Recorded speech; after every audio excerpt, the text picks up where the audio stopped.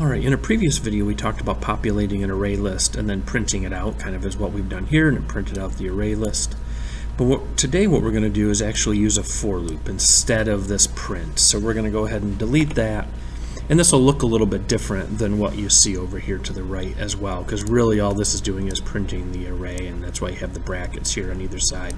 And this will just print the words. So what we're going to do is we're going to use a for loop, and we're going to start this off. This is give our starting location, and then we're going to say I is less than the length of the array. So we're going to say animals and then size.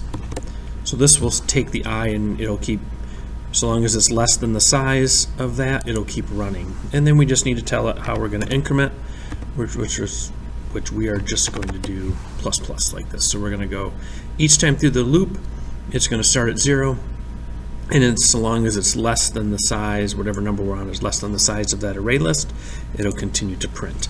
So let's go ahead and set up our